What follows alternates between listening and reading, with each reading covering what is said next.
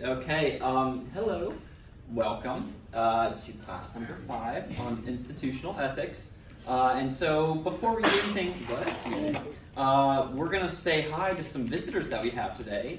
Just say your name, what you're associated with, and yeah, maybe why you're here. Hi everybody, I'm Wasim. So I work with the DCI. I've been in post for about 5 months, I believe.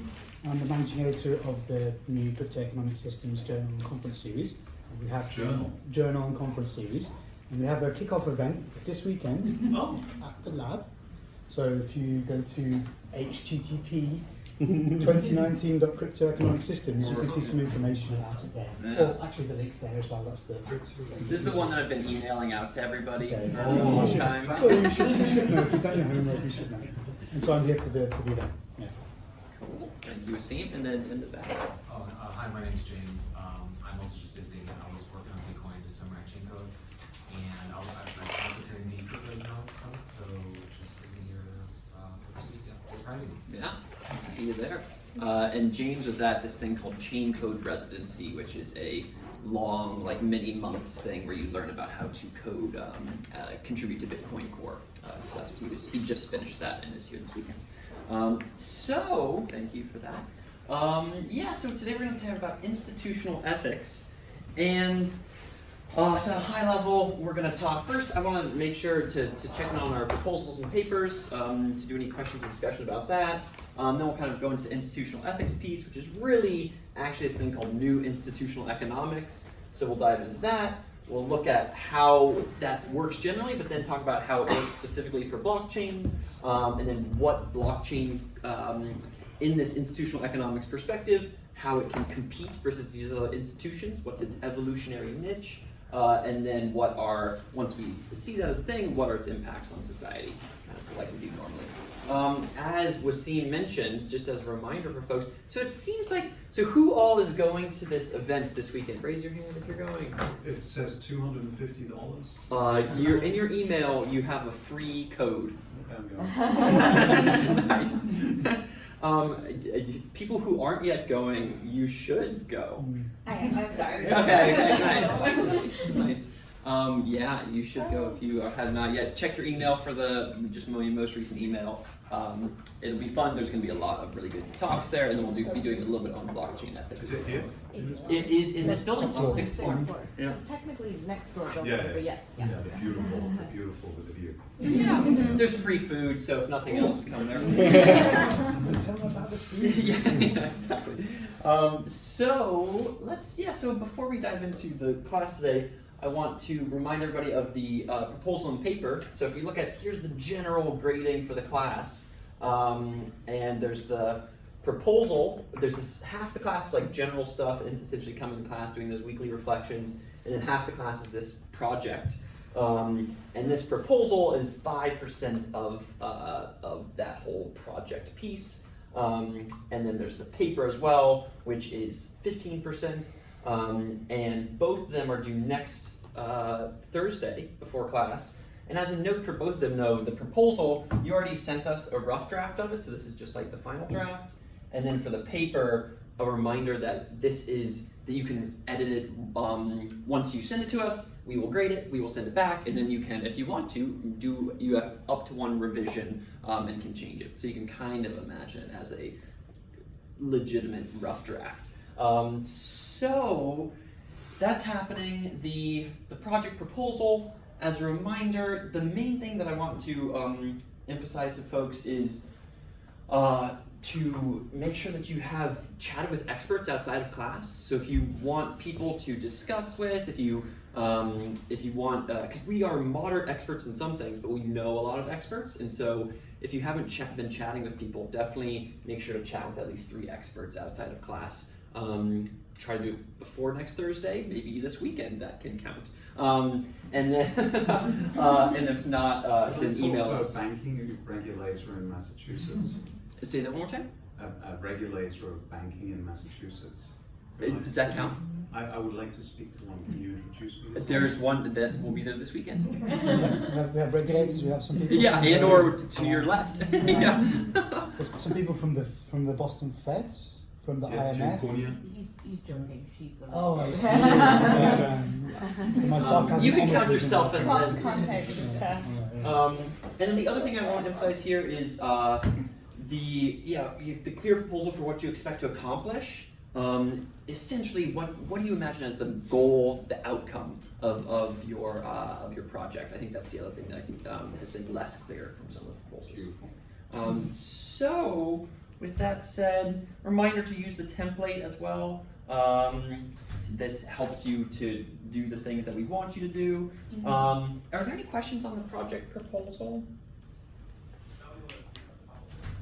What if there isn't really like a failed attempt to solve it? It's sort of like, it's a newer part of the space that's coming to fruition, and so you're helping bootstrap. Good question. So I think the goal with the failed attempts to solve it, honestly, is kind of similar to this one that I added later, which is this consulted resources. It mainly means that instead of saying, hey, here's this problem, now I'm just going to go and solve it, what you're saying is, hey, here's this problem, here's a bunch of people that have thought about it, here's the existing literature on it.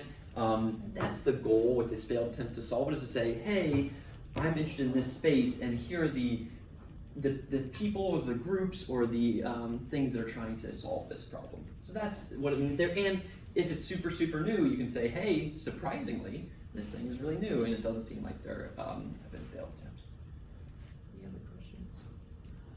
Okay, so on the paper, the idea behind this paper is that it is a thesis-driven political philosophy paper. And so there are these guidelines that are also in the all of this is in the syllabus as well, and from Rob Reich. I had him on my podcast, I should say his name right. He has these great, a great outline of what this thing should look like, so definitely read that. The main thing is to conceive of your paper as a dialogue between your thesis and then the opposite of your thesis, the steel man, the opposing perspective. So you're supposed to present both of those as strongly as possible, and then lead the reader to believe, oh, it seems like your point might be reasonable here, but I could also really see the other perspective. That's mostly the idea here. Technically, from a rubric perspective, yeah, you're supposed to cite some sources, you're supposed to exhibit these 5 C's of clarity, conciseness, cogency, cohesiveness, and creativity. These are all in the piece here. Comprehension and philosophical skills. Does the paper steel man the opposing perspective? Steel manning means that you present the opposing perspective as strongly as possible, versus straw manning, where you present the opposing perspective as weakly as possible. So that's another part. And then with all of these assignments, there's always this like meta reflection piece where you say, here's what I learned over the course. Are there any questions? Or let me say a little more on this. Here's some example theses that I just essentially took from each of the first 5 classes, with an example from today maybe being, or like here's one like the benefits of cryptocurrency far outweigh the environmental impacts of cryptocurrency mining. That is a clear thesis of what you believe, and you could back it up with a variety of sources from the class. And just from details, yeah, as I said, it can be revised once by the end of the semester, essentially. And then either submit them to the forum if you want to share them with folks, or submit them through, you can email it to us, or there's like a little form that we have that you can submit. And then here's the length for it as well. Are there any questions on the paper? So does the meta reflection come right after, kind of like the full paper has been discussed, or can you like sprinkle something? Good question. I think of it as after. So you have your full paper here, it's a bunch of pages or whatever, and then in addition to that, you have your meta reflection. It says, here's how I did this, and this was challenging for me, and this was weird, or any other questions? So just to clarify, like, so the meta reflection really is just insights on that you had while writing the paper. Yes, exactly. And I Okay. think that I define this meta reflection. If you can command F in the syllabus for meta reflection, you should find it. But yeah, it's you thinking about the paper generally and saying, hey, how was this for me? What were my goals? What were my challenges with it? What were my learnings as I wrote the paper? What do I wish I could have done better, etc. Does that help? Cool. So let's get into today's class then. So we're talking about institutional ethics. As a reminder, this is the end of our introductory session where we talked about tech ethics 2 classes ago, we talked about financial ethics, and now we're going to talk about institutional ethics, which is a third way to view blockchain and cryptocurrency. And where does it fit in this thing that we've been using throughout the class, where we say, hey, here's this complex system that we have, and we determine its impacts, and then we understand how to intervene. These institutions, they don't really, and we're going to talk about what they look like in a second, but they're not technology, they're not economics, they're not policy, they're not culture. They're kind of the thing that uses all of those things. So there's a bunch of different kinds of institutions that kind of use a bunch of this. It's kind of like a cross-cutting idea. And then it still has these impacts and things, but it's kind of something that cross-cuts across these 4 categories and is not one of them in and of itself. Okay, so we'll talk a little bit more about what that means in a second. So yeah, what is institutional ethics? Well, the first note here is this is not a exact term. It's not something that the people in the world use. The things that the people in the world use are what's called institutional economics or new institutional economics. And institutional ethics, what I'm saying here is that this is essentially the societal impacts of these theories of institutional economics or new institutional economics. And so, yeah, and as a note here, we're going to talk most about these institutional economics piece, especially this guy Coase and the theory of the firm. What we're not going to chat about as much today, but we're going to chat about in the next class is adjacent to this stuff is like the commons and governing kind of public goods and commons. We're going to chat about that next class. And then also these distributed autonomous organizations, these like weird new smart contracts or DAOs or DAOs, we're not going to chat about that much today either. That'll be next class as well. So what we are going to chat about today is new institutional economics, which was really based in this thing called this dude Ronald Coase, who wrote this thing called The Theory of the Firm a long time ago, in 1937. He won the Nobel Prize for it in 1991, I think. And he asked the question, if markets are so good at allocating resources, why do firms exist? It's a question like, we have this thing, the market, this thing, the firm, why do both of them exist in the world? And the idea that he proposed is that something like a firm is really good at, it has lower transaction costs. It has more efficient transaction costs. And because it has efficient transaction costs, those, like the ability to, for example, if I'm in a firm, I can like tell employees what to do instead of like trying to incentivize the market to like do things. I can just be like, look, employee, you're gonna do this. And so the transaction costs are lower with firms, but with markets, the incentives are what you can maximize with markets. So there's kind of this trade-off between how much you can incentivize people to do things and then what the transaction costs are, and markets and firms kind of are 2 different parts of that spectrum. So that's the idea behind this theory of the firm paper. And this kind of set this new field in motion and got people thinking about these new kinds of institutions as a thing. And there are different kinds of transaction costs that we'll go into maybe a little bit later. And this was in the longest piece that you read, the one on markets are eating everything, or markets are eating the world.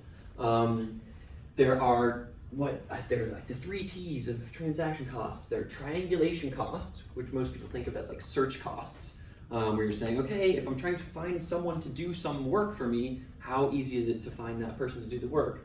Then there are the transfer costs, which are like, okay, I've found somebody, like I'm gonna have Wasim do the work or whatever. How can we, like, how much should I pay him? How much, whatever. And so these are like kind of like the bargaining and decision costs. And then finally, there are the trust costs at the end, which are like like the policing and enforcement costs, or the trust that the counterparty will fulfill the contract, i.e., once we say, okay, I'm gonna pay you X dollars for this amount of work, then how can we both trust that that contract will be fulfilled? So these are kind of like kinds of transaction costs, and that's kind of breaking down this different kinds of transaction costs here. And the way that one final way before we expand to other institutions is these so if you think about new institutional economics, it's the idea that you have markets and firms that balance transaction costs versus incentive maximization. And an institution in and of itself, I like to think of as just like the shared story, or maybe the shared container. It's kind of difficult to say what you want to call this thing, that can coordinate and motivate people. So this is where the, so replacing these words, essentially you can say, hey, the transaction cost efficiency is really, you can think of that as coordination. How does the firm coordinate people? How does the market coordinate people? Or, and this other thing, this incentive maximization, you can think of it as motivation. So how does this new institution, how does it motivate people? How does it get them to do the work? So, before going on, I want to say, so just to ask the class, what are other kinds of institutions? What are the other things that motivate and coordinate people?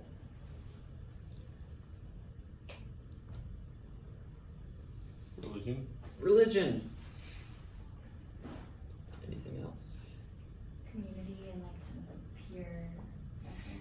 Yeah, tell me what you mean by peer pressure. Well, I guess like if there's a culture or standards within the community, like people feel more pressure to have groupthink or like do things that like benefit the community, or like whoever the leader of the community is like dictates that culture. So it's sort of like a pressure to like conform to community, and that's why like people would coordinate or be motivated. So you can even think about it in like politics, like if someone is like a big grassroots organizer and is coordinating everyone and motivating them to like go volunteer, get on the road, etc. Yeah, I like that. I would, if I'm hearing you correctly, I would put a lot of what you said as norms, where it's like you have community, you have these norms within any of these institutions, and I would put something like depending on how the level of community that you say there, you could say a given kind of community is also a kind of institution, whether it's like my local neighborhood or like a larger one, like a city or whatever. You could put that in this institutional bucket. Other institutions that people? Governments, nation states. Universities. Or like the Massachusetts Institute of Technology. MIT, yeah, academia, yeah, exactly. What did you say? I said universities. Universities, yeah, exactly. Academia and universities are separate. Academia and universities, I think, should be separate. Well, but they're obviously very related. Yeah, so I think that there's all those things that you said are on here to some extent. You have nation states, which are even better at coordinating people to some extent, but are less good at motivating people, arguably. And these are moderately arbitrary lines. Different people put these on different axes or on this graph differently. Religion, someone else said, I think that the internet-enabled ones have been things like network. So these are these new like internet aggregators, like Google, Amazon, Facebook, or maybe some of these things like Wikipedia you can think of. It's like platform networks. Yeah, exactly. Platforms, big platforms. And then something like a meme. This is arguable whether you should put this up here, but like hashtag-based memes, I think, should go on here as well. They're less good at like motivating people because they don't. There's like not money behind them, but they are very cheap to produce, which is very nice. When you think about these institutions, you can just kind of think about them as like on like how much power each of them has. And there's no like right answer to this, but you think, okay, Christianity is a religion. It has like 2.4 billion people that are into it. Some like Facebook is a network. It has like 2.2 billion monthly active users. Something like China, a nation state, has 1.4 billion people, some kind of a GDP that I don't know. Bitcoin is a blockchain, which has like $125 billion market cap. Something like Black Lives Matter is a meme or a hashtag that had 300 million tweets in 2017. So these are the kinds of, when you view the world in this way, you're like, okay, there are these different things that have this many adherents or this many people that are operating within them. So when you start to view these institutions, the best way to view them is from, and the way that like new institutional economics views them is from like an institutional co-evolution perspective, which means that you view them from this like competitive evolutionary perspective. Just kind of like if you have like a bunch of turtles and this turtle is stronger than that turtle or that's faster or whatever, they like over time they compete against each other. Eventually you have like a lot of, I guess, slow turtles. I don't know how that happened. But yeah, so it's just like it's a competitive landscape of institutions. They're all always competing with each other.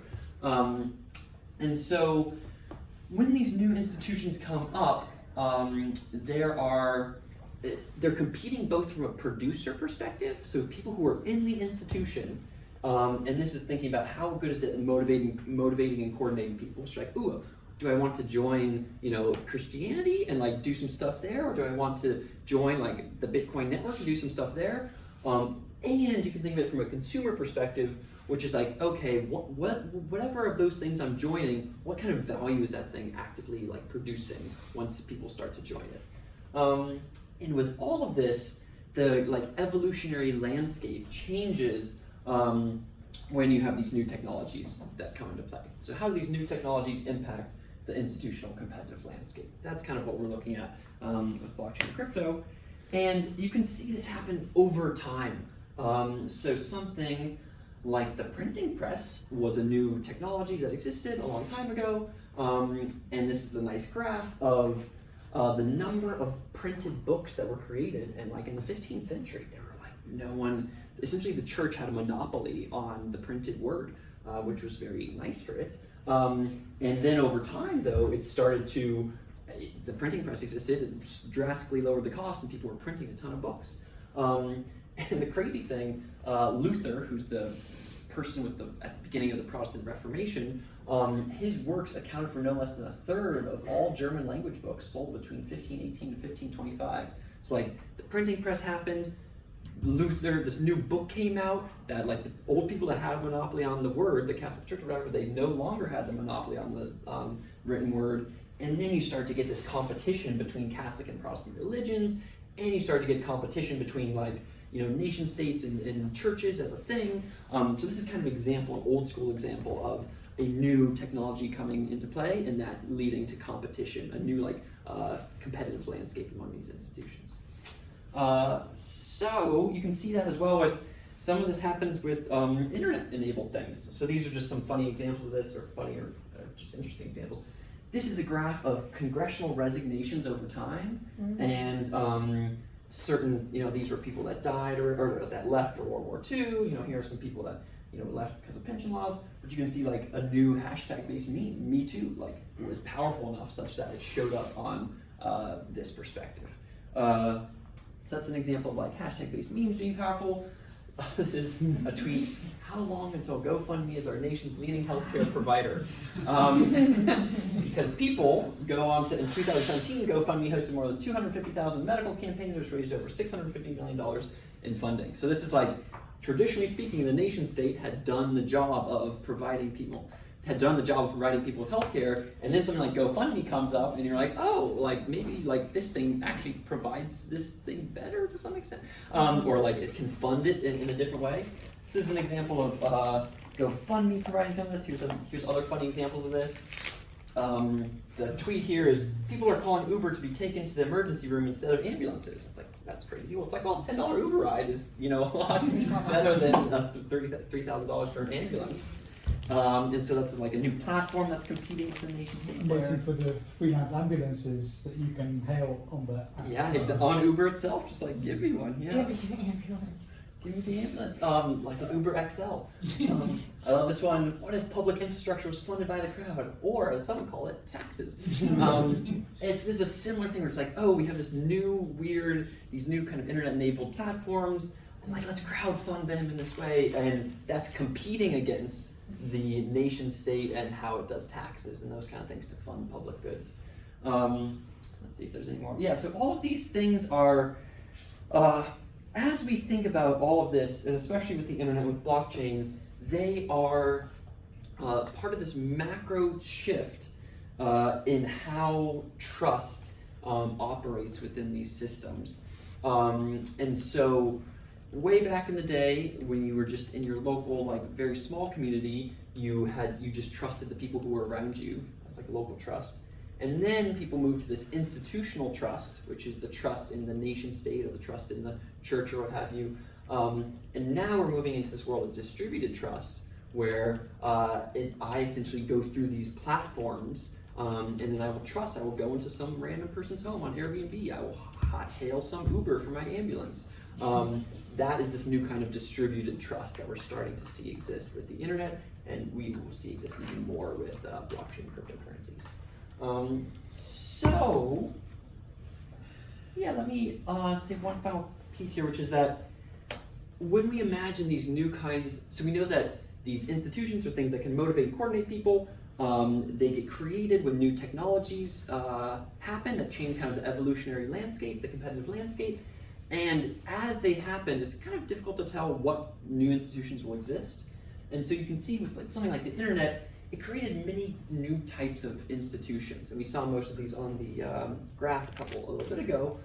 Some of them are these new like open source communities, or this what they call a commons-based peer production. So this was the piece that said that the Coase's Penguin, Coase's Penguin, which is about Linux and Wikipedia and how these new, when that started to pop up, it was like, whoa, why is Wikipedia beating something like Encyclopedia Britannica? Well, it's because transaction costs and all these search costs are lowered in this way, and like people are into it.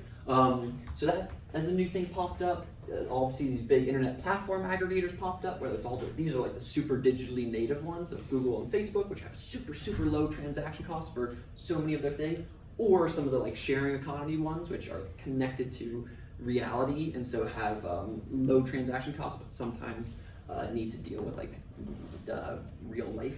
And then we have these hashtags as well that are powerful. So this is to say that when we see these blockchain-enabled networks pop up, it won't just be like there's one new kind of institution that exists, but it will be these underlying primitives will create a bunch of different weird new kinds of institutions that exist. So let me pause for a second and ask folks, so does anybody have any questions on the new institutional economics perspective, or any comments on that or over time? Yeah. So I'm not used to thinking of hashtags as institutions, so I'm not really sure what difference it makes. But if you could help me think about it, because for me, there's something like the institution of marriage, right? But that's not really what COSE is interested in. Yeah. COSE is interested in institutions, that's organizations by human beings that decide on a particular kind of rule. So Christianity is not an institution in my book or in that book, but the Catholic Church is, because it's a right? And you're making it broader. You're saying Christianity is an institution, hashtags are an institution. I'm confused about that. I would say that, like, for example, Black Lives Matter, they like the hashtag popped up, and then like city, like the organizations of Black Lives Matter Seattle, Black Lives Matter Miami popped up from that, where like there would be like this like small organization. There was no like central place. There was not like the American Black Lives Matter organization, but these cities popped up with these groups, and they would go like protest against congressmen and women because they thought they did something, etc. So like this hashtag created these like little institutions. I still don't understand why they are institutions, because they're not an organization, that they're a concept. It's a concept around which people gather, in a sense, right? Is it a lack of hierarchy that's sort of the missing element? The hierarchy wasn't at a national level, but it became rules that people adhere to, and I think they're actually they would have to be written rules. Yeah, let's go to Natalia for a second. Yeah. Well, I kind of agree with you. Like, I actually think to your, how you described it as it's something that people organize around. I think like even with hashtags, I think people do organize around that.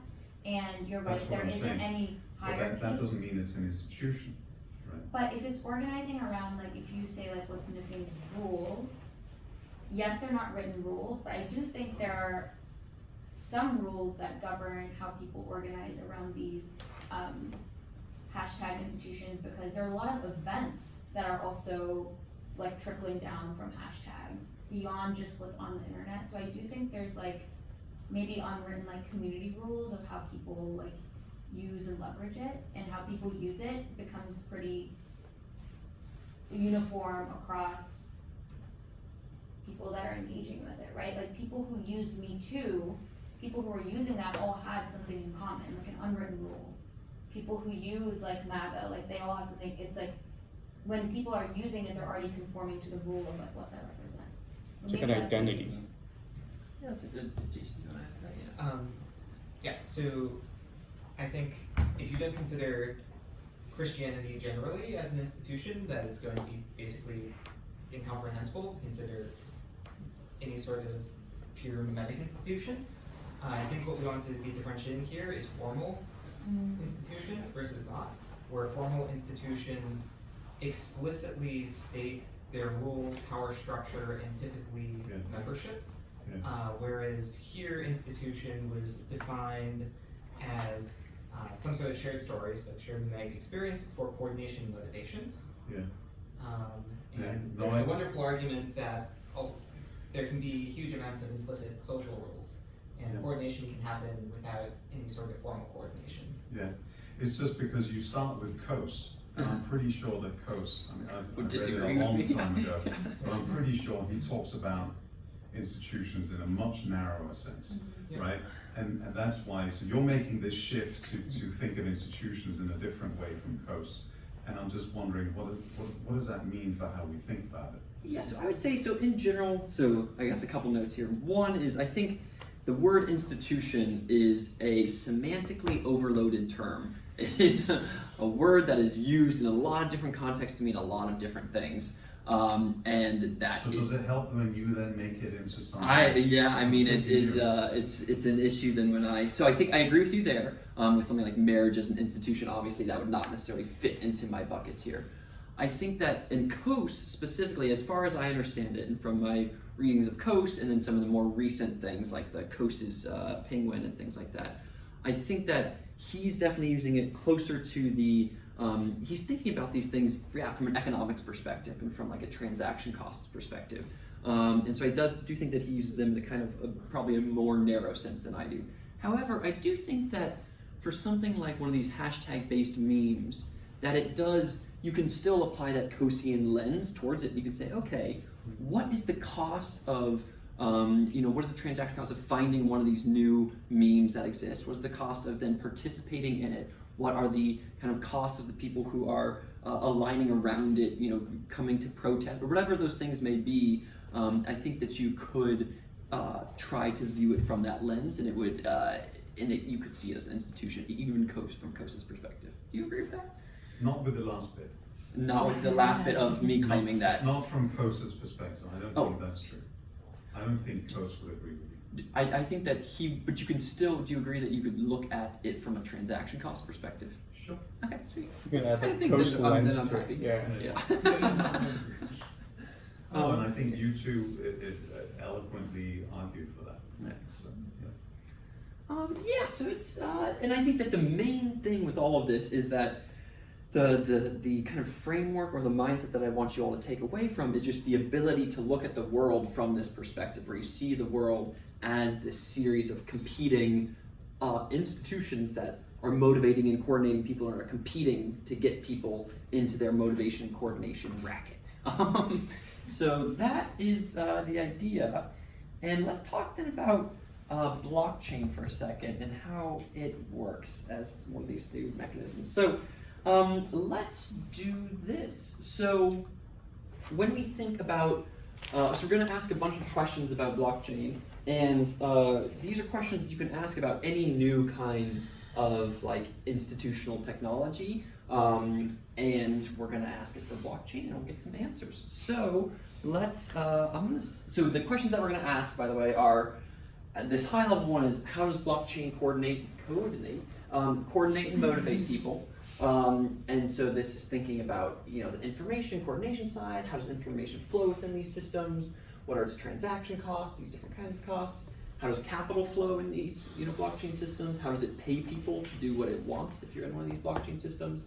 How does the blockchain itself use ledgers and contracts to kind of make all of this happen? So we'll look at that. Then we'll look at because another big part of all this is what is the story of blockchain? All of these institutions have a story that's kind of behind them, a myth, where you say, okay, this is what a company looks like, this is what a religion looks like, and I'm going to be into it from that perspective. And so we'll look at the story, or we'll ask what's the story of blockchain.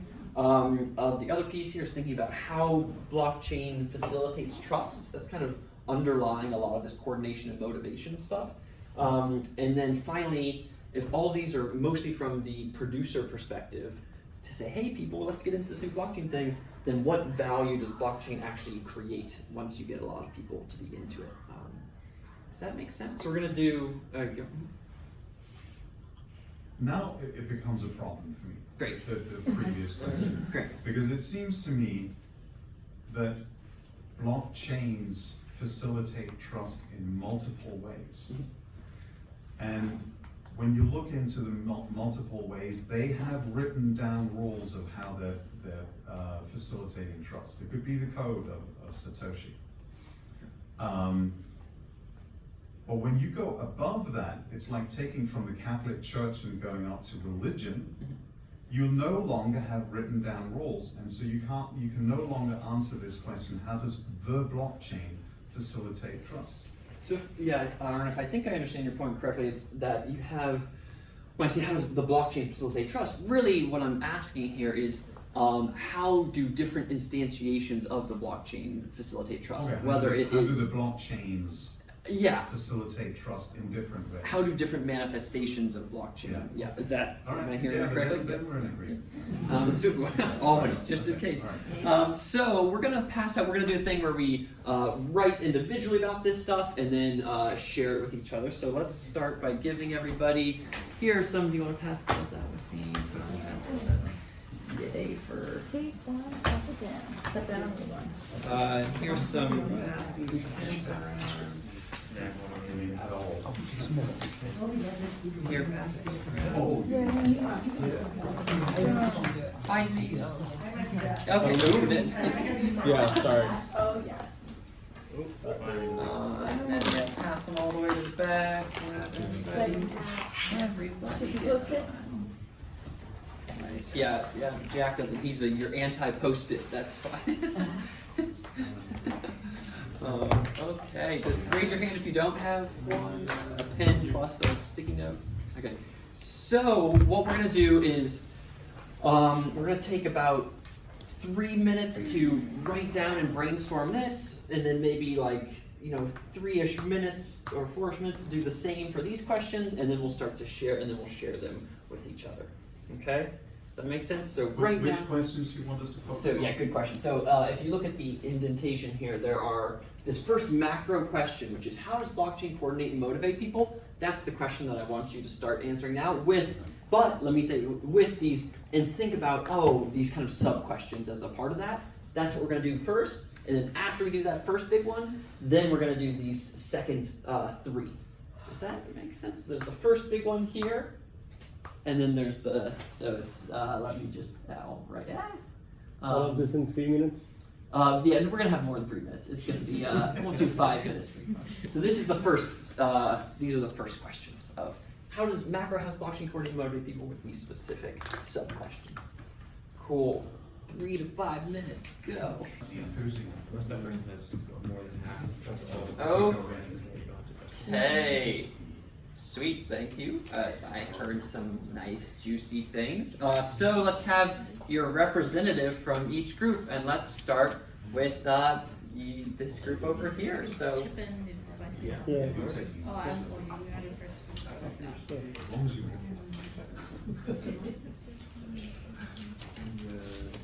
My handwriting is terrible.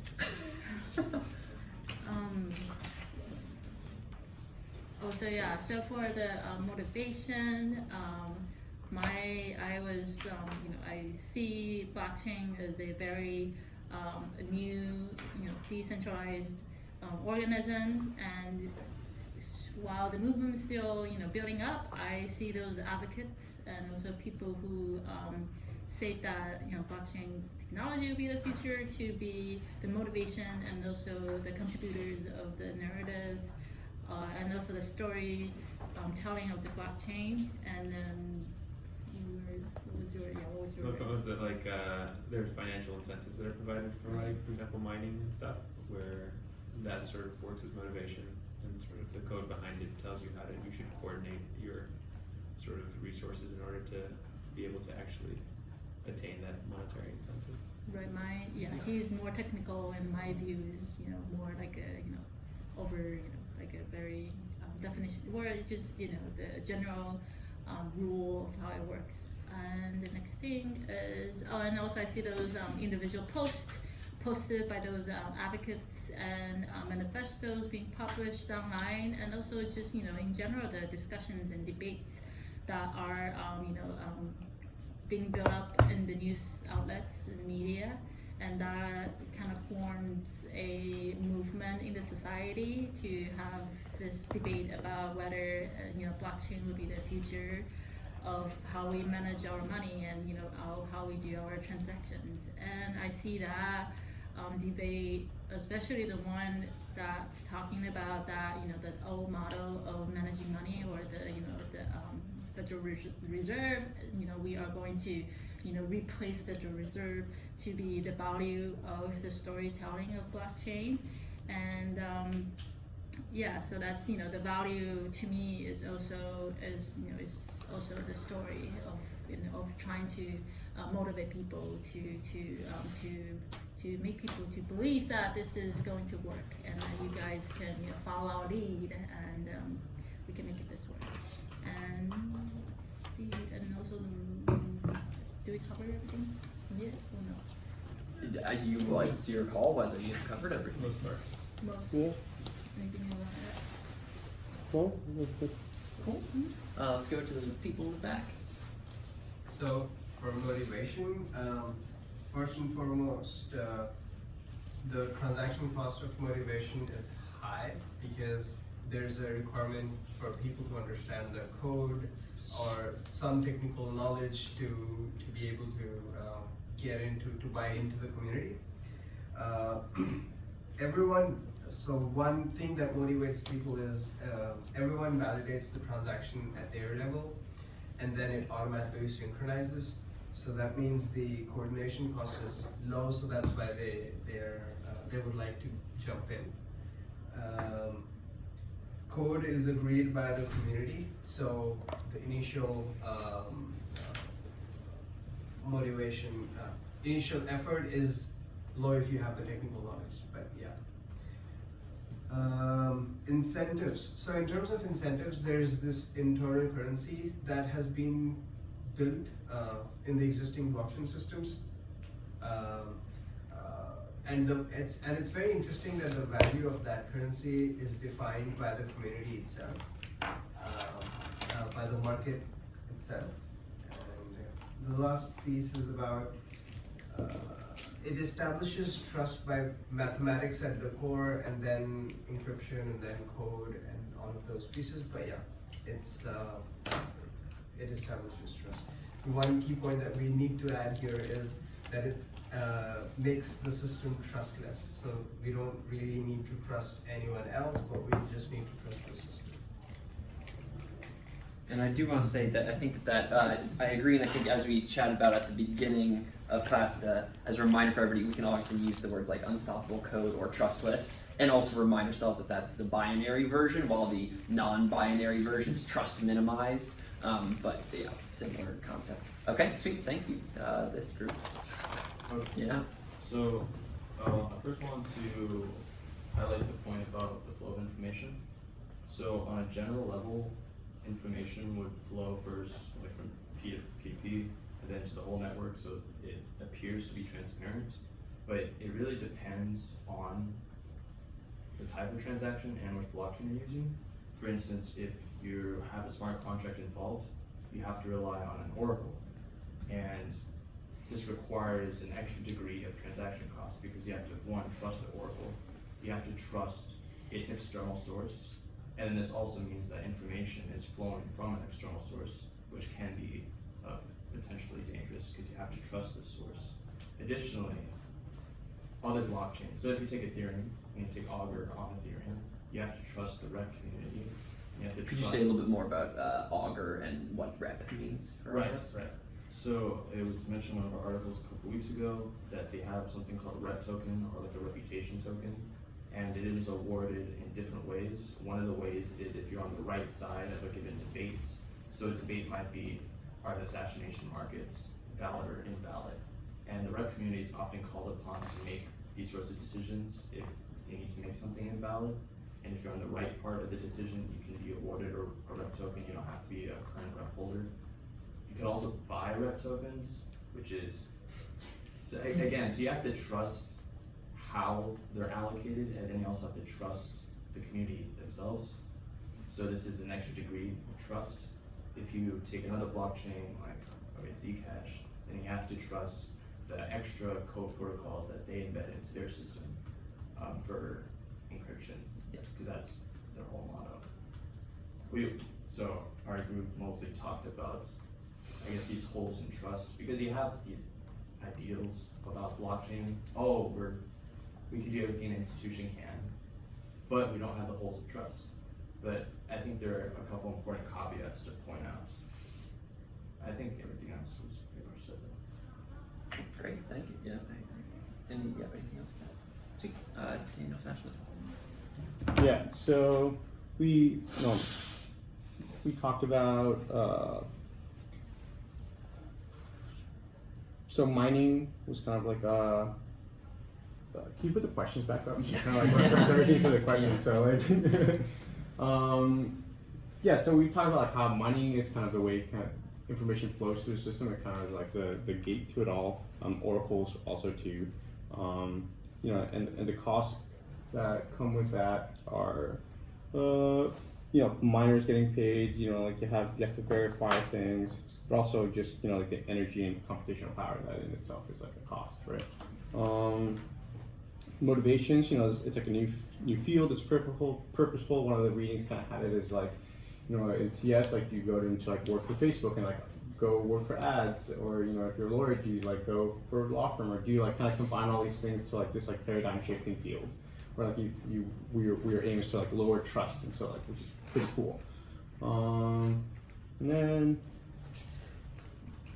are we going through like the stories yet, or is that okay? Yeah. So I mean, like the main story I think of blockchain is just like it's trustless, and so like everything you can expand on that, but like the main root of that is like it's supposed to be like a trustless thing, and you're reducing trust costs. Like I think like one of the articles talked about like the blockchain economy, and you know like what value blockchain uniquely is blockchain uniquely enabled to create. Like again, it was one of the papers, like, or one of the readings had it really well, which is like it lowers the transactions cost, lowers triangulation costs, and lowers trust costs. So like that's like the value it brings, and it lowers, you know, in the internet era, you know, lowered transaction cost and triangulation costs, but like this lowers it even further. And what blockchain era does that internet era did not do is lower trust costs. And again, it comes back to like the story of blockchain is trustless. Yeah, a lot of discussion. So thank you all for all that. I think, yeah, a lot of discussion of trust. And I think because that is so I think what we're going to do is we'll talk about these mechanisms and then take a little bit of a break and then come back. So yeah, I think that there's the thing that, the way that I would differentiate this is pretty much, I mean, and what I'll go into here is like the different parts of the reading here that I think hit on a lot of what you all talked about, which are, one is this part of the reading of these transaction costs. So this was the markets are eating the world piece. And there's these different kinds of, there's a triangulate, the three T's here that are the things that compose these transaction costs. And I think that you can think of, so something like triangulation, that's like the search costs. It's a bit like coordination. Exactly. So this is all the coordination side. This is when you're trying to coordinate people. When you coordinate, you have to take into account the triangulation costs, the transfer costs, and the trust costs. Those all together equal the transaction costs, which are your coordination abilities.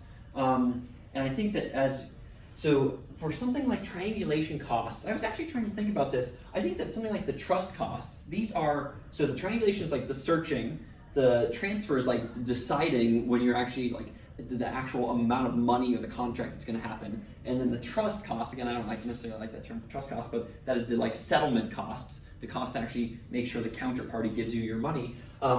Those are the three parts of it. It's clear, the trust costs are pretty clear from a blockchain perspective in that, or the settlement costs, because for something like a smart contract, you know that you're like, okay, if something happens, then the smart contract is going to fire. That seems like it's like an autonomous thing that you can imagine how that lowers the trust. or in other words, the cost for settlement within these systems. Similar with something like mining at the protocol level, where you know it's baked into the rules of the system. If I do XYZ here, then, or i.e. if I do the correct mining thing, then I will get money from the system and it will be settled just like that. So I think the settlement is pretty clear. I think the transfer costs, i.e. determining a price, I think that one is, I think the determining a price one, I think that the searching costs are also less clear. Do people have examples in their mind for why, what these searching costs / triangulation costs are, or what the transfer / decision is? Well, just to make another note, or in regards to my note earlier, the transfer costs kind of involve oracles because this is establishing agreements and you need to set up a smart contract in the first place. So you mentioned trust costs, they're low. Because we have smart contracts, they're going to do what they're told. But like, who feeds the information to the smart contracts? Oracles. And then you have to deal with these oracles when you're setting up the smart contract in the first place. They don't just randomly appear, right? And that's quite a big transfer cost, in my opinion. Yeah, and I think, well, and I'm not sure if I would, I think that is, I think that is a cost to me, that is a cost of, to some extent that would decrease the search costs, where you have, or some of the goals of these oracles is that you have all the information that you want at your fingertips, and so it could decrease the search cost. And I think that the cost that you're talking about, which is no matter what for one of these systems, you need to have the oracle if you want to do anything outside the system. I think that probably just like increase the costs of like each and every one of these is my instinct. Yeah. Sure, like in like the Ethereum world, or like in the Bitcoin world, like Yeah, in the Bitcoin, yeah, exactly.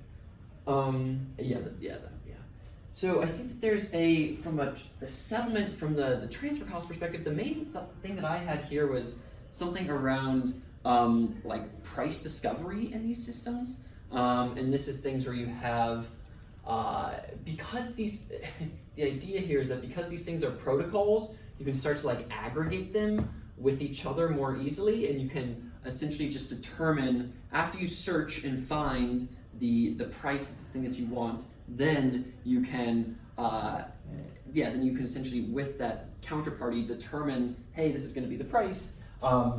Those, I think that doesn't happen right now for all intents and purposes, but the protocolization of these systems makes it so that that the cost of these things will decrease instead of being on like a centralized platform and doing the same thing.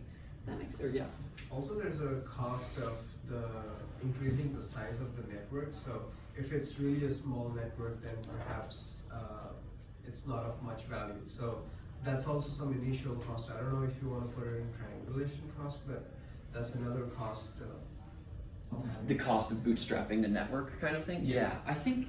So let me come back to this one. I want to I'll reread this paper. And I was rereading it earlier today, and he didn't really have an answer for how blockchain does this. So I want to double check, and I'll actually hit him up. I know the person, so we'll do that. The other pieces that we talked about are, so this underlying piece of trust, and the way that people think about it is as social scalability. So the idea is that traditionally speaking, for humans, we have this.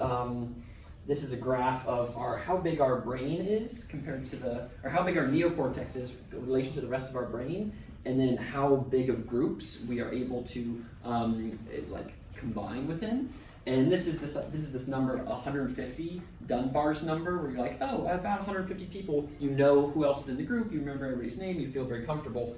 That's what this graph is showing.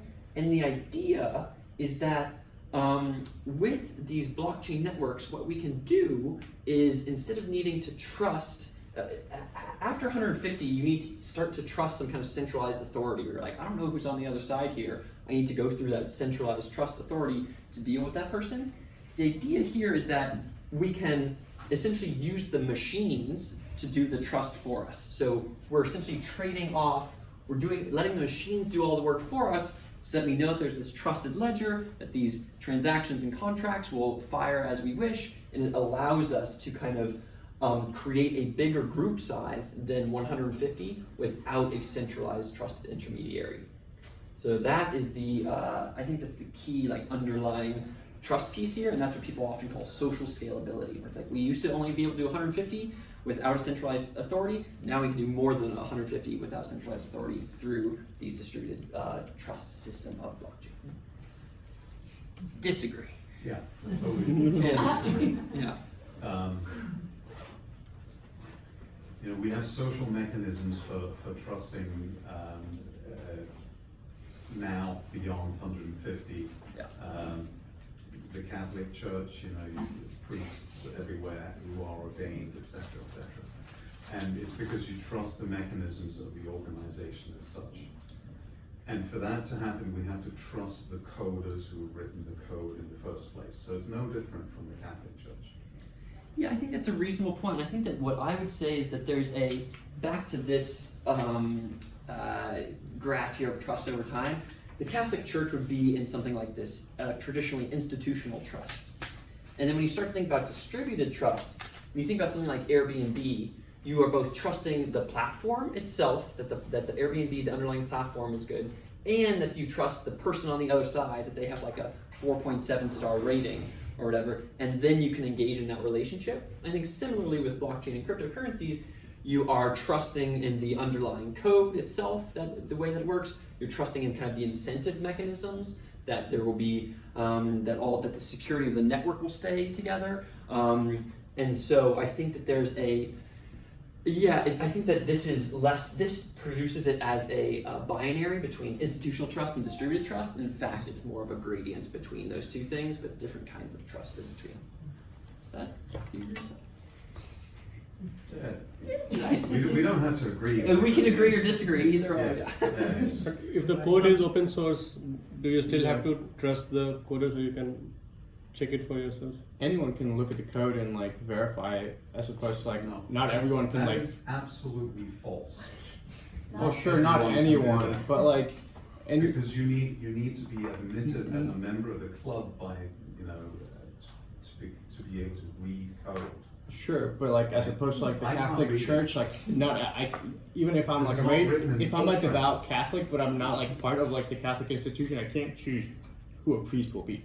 No, Right. that's true. You can convert to And so like that's the Catholicism. difference. Work your So way like I up could, to if you really wanted to, you could educate yourself and like verify it.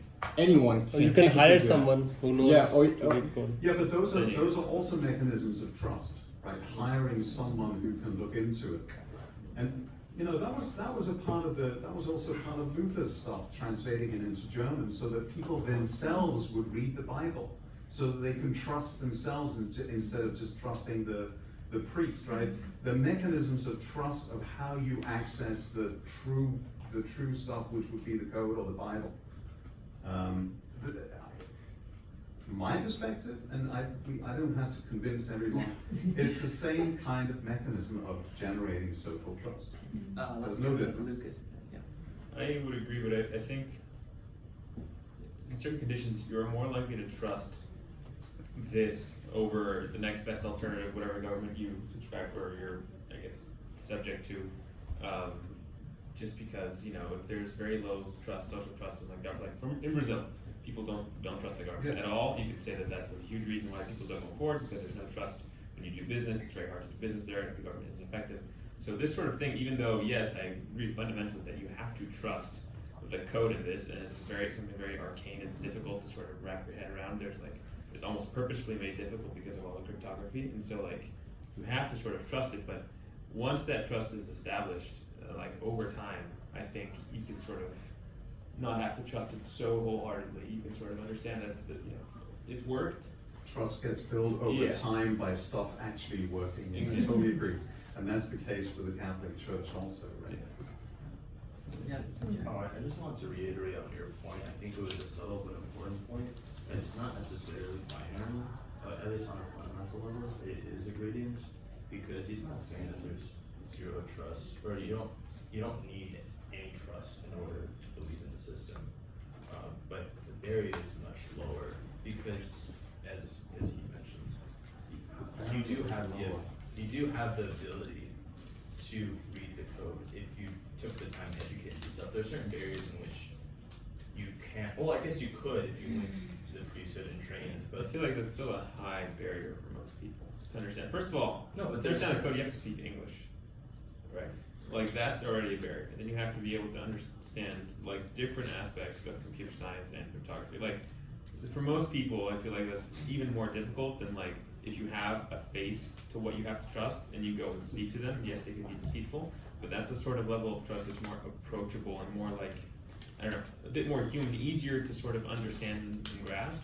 Whereas this, it's all open and you could verify it yourself, but the barrier for you to be able to do that, I feel is much higher, even though that trust is probably much more trustworthy, for lack of a better word. But you're also assuming a human interface, and a lot of these certain institutions you won't have that direct compatibility, especially on bigger institutional levels. So this just provides a outcome, not saying it's not difficult, but it provides a outcome. Yeah, yeah, I agree. Let's do one more and then wrap. One small point that I would add is sometimes you don't just trust the system, you trust the other users of the system, so there's a network effect. So if majority of the developers who don't necessarily have anything against anyone are trusting it, then you just trust the developers. Yeah, but his point still stands that it's still the same thing with Christianity. Like you trust people because everyone says Jesus is there, so you think that yeah, he's there, and it's all written in the Bible, which becomes like a code. So. Yeah, so I think if I were to synthesize all this, I think the key is it is the case that these new, whether it's Airbnb as a new platform, and that kind of changes. It's all of these things just change where the trust goes, and then the trust, whether with Airbnb it goes to the platform Airbnb itself, and then to the users on the other side that have the 4.7 star ratings, and then with something like this, it goes to that trust gets displaced to the underlying, all the stuff in the code, whether it's the underlying cryptography and that won't get broken, or the underlying incentive mechanisms and that the security of the network, proof of work and things like that will be correct. But it does allow for, I guess, all that said, it does allow for new kinds of ledgers to be created that are not done by a centralized third party. So that's the macro piece here. I do want to say another thing that's very related to that is this trust leading to developer integrity piece. So this was the piece from actually I think it was in the optional stuff, but it was in my thing that I wrote and I referenced this. This is the idea that you have something, right now you have these centralized platforms, whether it's AWS or something like Facebook or whatever, where the developer experience is super good. Using AWS, Amazon Web Services, is super easy. Using something like Facebook, if you want to kind of build some weird things on top of Facebook, it's really easy to like add Facebook login to your app or whatever. But this claim is that it has low developer integrity, and what developer integrity means is that the idea that the platform won't change or reject you over time. So, for example, a lot of people were were using the Twitter APIs, the things that Twitter allows you to hook into, or the Facebook APIs, the things that Facebook allowed you to hook into, and then Facebook or Twitter, they just changed those and completely like ruined these companies. And so stuff like Zynga or whatever was built on top of Facebook, was built on top of these social graphs, access in a certain way, whatever, and then Facebook changed their rules, and then it ruined both Zynga plus a bunch of other different companies. So that idea is why that's what this developer integrity idea means, and why they're claiming that these ones have low developer integrity versus something like Bitcoin or Ethereum, where you say, okay, something like Ethereum, I know that the underlying platform is much more difficult to change, and that my smart contracts will run as I have said they're going to run, and even if stuff changes over time, like it will still almost certainly my code and my company and all that will still run the way it used to. So that's the idea here, and that one fun note is that right now the developer experience for these, like coding Ethereum smart contracts or doing stuff in Bitcoin, is awful. But over time, the developer experience might get better. I think it is getting better. You see new tools developing all the time. So like the conference this weekend again, we'll have a presentation on Miniscript, which is kind of a reduction of the Bitcoin scripting language, so that it's harder for people to make mistakes and fall down these edge cases. Exactly, which is this thing moving to the right over time as the developer experience gets better, while at this super high level of developer integrity, while even though AWS or Facebook, they try to move further up this developer integrity thing, they can't become these like protocolized platforms because they are naturally companies with in their own right. So yeah, and then we already talked about that. Let's talk about one more thing and then take a break. So, or two more things. Mainly just this one.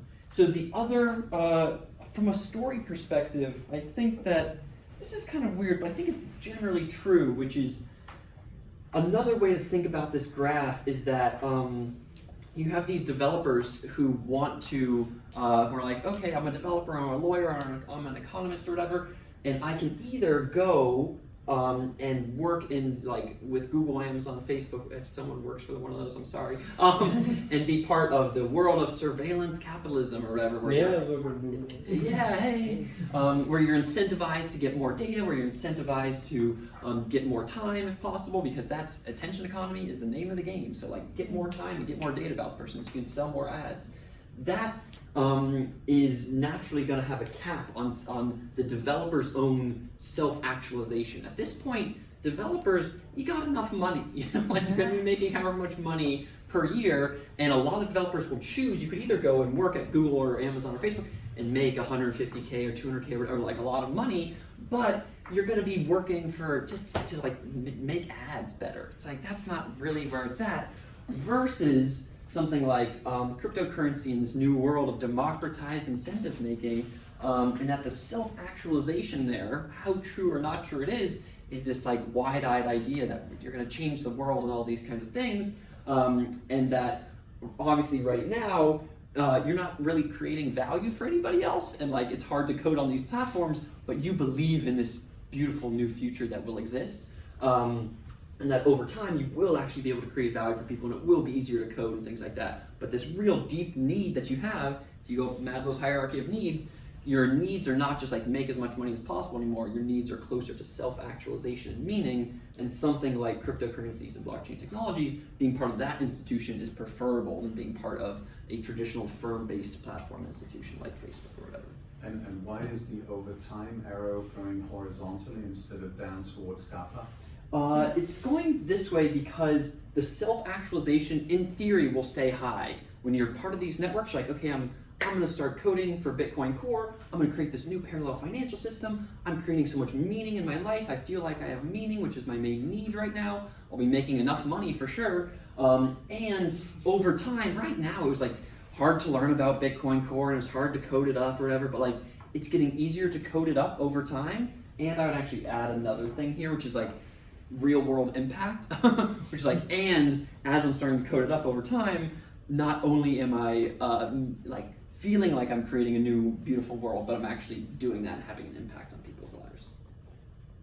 And so I wouldn't, if it were to go down this way, that would mean that as you were part of the, and I think it will likely go down a little bit over time, if these things become, if the business models of these get messed up, you could imagine a future reality 25 years from now where this is down here. Facebook was that, right? Facebook Exactly. was we're gonna connect the world, yeah. And then oh, we're just Cambridge Analytica hits, and then oh, are we really doing something Yeah. Which is obviously all things considered likely to happen with these new Google platforms. started off saying, "Don't be evil." Yeah. I mean, I still say that.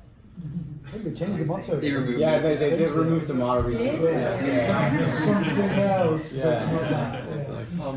we so need this- those government contracts. Yeah, exactly. So this gets back to when you think about these institutions, there's the producer or supply side, which is the people who are getting into the new institution, and these are these 100,000 whatever meaning and curiosity driven developers, economists, and lawyers, versus the people who this world are trying to help to some extent, and is the banking the unbanked and people in hyperinflationary environments and exiting from nation state printing money and those kinds of things.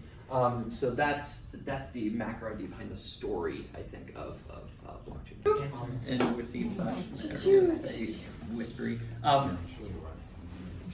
Sweet. So we have about 15 minutes left, and I guess I just want to have right now just do mostly an open conversation about 3 big topics. what is the blockchain's niche? What are the positive and negative impacts? And then comparing it back to the macro piece of institutional ethics versus financial ethics and tech ethics. So yeah, this question on blockchain's niche.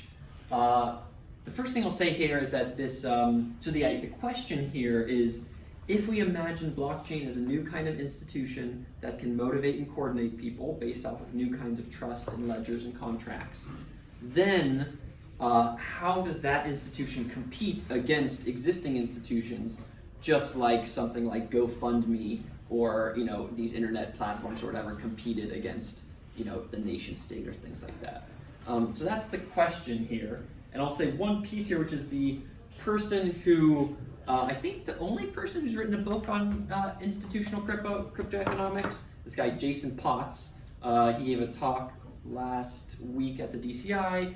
He'll also be there this weekend if you all are there. And then he's going to give our Monday night recitation. He'll be at that to do a deep dive on this blockchain niche. What time is the recitation? It'll be at 6 p.m. still. It's 6 p.m. on Monday. I'll send out that reminder email. But 6 p.m. Monday, he'll come and chat about this.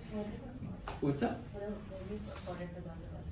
We can record it. Yeah, we can. Yes, we will record it this next time. And if you remind me to post it, okay, good. You can submit questions. Yeah, you can. You're allowed. So he has his own answer to this. We have our own answers to this. But what do people think blockchain's niche is? What is it uniquely able to do that the existing institutions can or cannot do? Immutable data storage. Tell us more. Yeah. The fact that if something's written, then it's really hard to make a change in it unless you get everyone's approval. Yeah, and how would that? What is an existing institution that does that? And how? Yes. So what's the Catholic Church. Yeah, the Catholic Church. For 1,500 years. Yeah, and really many things. Most of the centralized ledger keeping authorities are things like that, where it's like, here's the data, here's the truth behind that data. And I think that to some extent, yeah, blockchain platforms can compete against that, especially it can compete against that depending on, I guess what I'd say is most things that have centralized ledgers where you want the immutable data, the centralized ledger still works. The places where blockchain is uniquely a fit, I think, are things like this censorship-resistant money.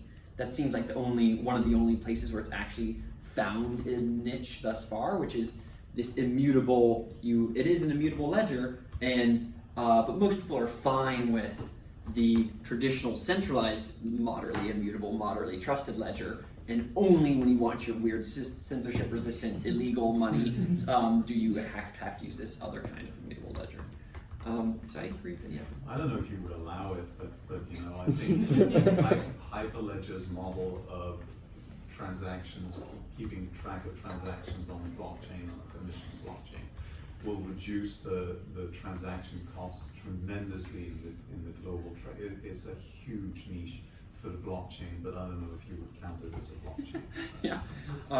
So the Hyperledger is a permissioned blockchain network, and again, I don't know as much for how they work, but I think the idea here is that you have these big supply chains, and you're trying to check the provenance of these goods along it, and they go through I think the average is 37 or something, people for any good, there's 37 different players in that supply chain, and if you have, instead of having a bunch of different siloed databases all along the way, the idea is that you have, to some extent, one single shared database that is permissioned with a set of validators, maybe those 35 companies or whatever, and that you can have that one database instead of a bunch of those databases. And so that's huge. Because for the permissionless people, it's well, if I'm the consumer, I want to have I want to see everything, but for the companies that don't really care about that, but care about the efficiency of their supply chain, it is huge. Yeah, it's huge.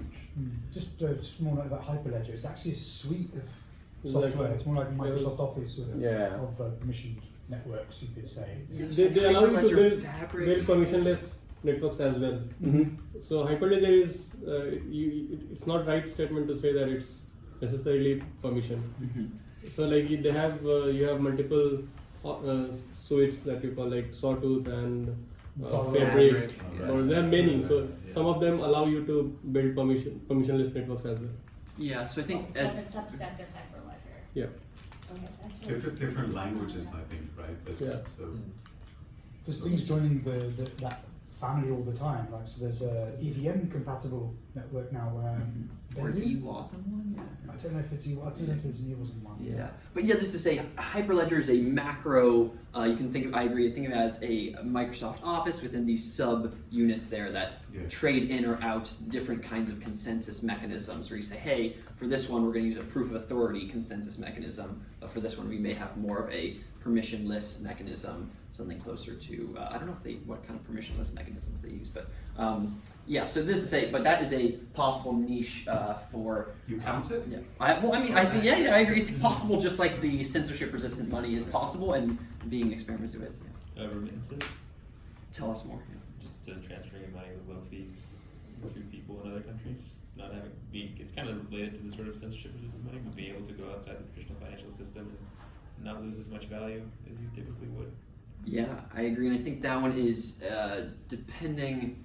Yeah, that's like the internet. If we think about those 5 camps of crypto, that's the internet payments camp, which says, hey, if someone sent $1 billion Bitcoin transaction recently, and they only paid like $500. if there was $500, yeah, it's pretty cheap. They So- way overpaid. They paid 10x to going market Going rate. rate, yeah. Yeah, $500 is a lot, but if you're transferring $1 billion, it's like Yeah. that makes sense. Yeah. It probably costs more in the normal system. They probably does. Yeah. So both for public and private, one interesting thing is generating this separate institution for ledger keeping if you want to coordinate between different institutions, if you wanted to outlive certain institutions, or if you wanted to not interface with institutions but have to operate inside them. Say that one more time, but yeah. So a whole bunch of companies want to work together Yep. to coordinate their information. Yep. Right, so that's a whole bunch of different institutions working together. Another one is, I want to make sure, for some reason I believe this blockchain will outlive this other institution. So like, I don't want any company maintaining this because I feel that whichever company I pick now is going to die before the need for this record keeping ends. Yeah. Or whether for nation or whatever other thing. Or the other is, I want this to act transnationally without interfacing with the nations. Yep. Right, like, it only really needs to interface like at the computer infrastructure in protocol level, so as long as the internet continues to like not interface very directly with nations, although we're seeing that not be the case increasingly, then Yeah. peer-to-peer still does that, but like this allows centralized coordination. Yeah, I think that Well, not centralized but I would like Denise to say something. Please, Denise, tell us something. What do you think? I'm just clarifying, because it sounded, initially when I heard it sounded like a peer, but it sounds like you're talking about something different, so. You still want to centralize. I mean, I think all of this is achieved peer-to-peer, it's just you're running consensus protocol math. Okay. That's fine, whatever, I'm just Yeah. clarifying. So I guess the question, yeah, and Jason's 3 points are there's the across institutions when you want to be in between those and you have a ledger, or if you want to have a ledger that you think will, if you think the institution that contains it or whatever will die before your desire for the ledger ends, or if you want to have these kind of like the in-between institutions, but like doing like supranational kind of stuff. I think the other piece that I would say here is there's, from a niche perspective, and it's weird when you think about these institutions and their niches, but like something like the internet, obviously these things change over time, and so this is like back to that piece at the beginning about the infrastructure and app life cycle and how those life cycles change over time, where infrastructure gets built and then apps get built on top of it, and how that happened with the early internet and how that's happening with blockchain crypto. And I think there's these things, and this is like connected to the law of the adjacent possible, where it's like right now the things that are possible to build are different than what will be possible in 10 years. And so I think that there's I think that a lot of your examples here were things that were kind of consumer-facing niches, which are like this institution, a new blockchain-based network, is creating a new kind of value, and that value is the ability to transfer $1 billion and only pay $500 on top of it. And I just want to remind everybody that in addition, the blockchain has a niche from a producer perspective, which is the design, which is primarily at this point just the intellectual curiosity and self-actualization meaning of people who are in the developed world who want to get, who want to build this new beautiful future. That's really the niche right now. It's people who want to build this new parallel future and are excited by this new institutional way to do so, and the ledger and the contracts that are connected to that. So that's, I think, one thing I want to differentiate. Yeah. I think there's another niche because we can see it. Something like tokenizing a bond, and the niche or the problem that it solves is that the bond is not very. Yeah, that's what we were talking about on.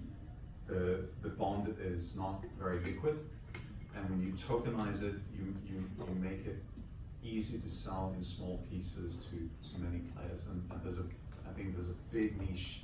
That's a lot of money potentially. So there's a lot will happen in new instruments that are tied in with the existing banking structure and don't revolutionize it. Yeah, I think, and that is what that's this world of what people call tokenized securities. Yeah. So last time we were talking about securities and how that's when you buy something that from someone else and you just hope that they're going to make it go up in value for you. A tokenized security is taking a security that already exists and saying, hey, let's just put a wrapper around it, let's turn it into a token, and then be able to, in theory, maybe we'll be able to trade that token more easily or like through these interoperable networks or things like that. I will say that from what I know there, that the people who we had like a panel about this at this recent conference that we hosted, and there was someone there who's from this project called Cadre, which is a real estate platform, crowdfunding platform, where you can get a bunch of people into real estate and get them to buy different little pieces of the real estate. That all happens without any kind of blockchain technology, just on their centralized marketplace. And they primarily they did a deep dive on whether they should use blockchain for their system, and they think at this point in time, like their current, essentially no, but over time they can imagine as their marketplace gets less centralized or as there are other kind of marketplace platforms that pop up, that this kind of real estate tokenization thing may eventually make sense, but right now it does not. So, yeah, that's where One last thing is you can conceivably write in kind of like rules or enforcement mechanisms, the smart contract form, that are guaranteed by blockchain as an institution versus other things as an institution, which might have different performances for how you trust it. Yeah, so is what you're saying, yeah, the ability to write a kind of contract that you can either write a contract with, like in the legal system will make it happen, or you can write a different kind of contract and then the blockchain, the smart contract platform will make it happen. Yeah, I agree that's another possible niche that exists. So we're essentially, we got 2 minutes left. I want to say one main thing about, so when we think about, so we've, to some extent, most of today was looking at understanding how to view institutions and new institutional economics, and how blockchain can kind of operate from a trust perspective and from a transaction cost perspective and from a story and meaning perspective. When we talk about determining the impacts of these institutions, the primary thing in terms of like positive and negative impacts, the primary thing that I want to let folks know, and this was this piece in the reading, of just like try to make it as much evolution and as little revolution as possible, in the sense that when these new big institutions come about, something like the GoFundMe providing a bunch of healthcare, and it's like, okay, well, how should our existing system provide healthcare? And seeing that as kind of a combined, like, hey, let's work together on like providing better healthcare situation, instead of just like this revolutionary perspective where it's like, no, we're gonna build this new thing and like burn down the old thing. Like that is generally, I think, less positive than an evolutionary perspective.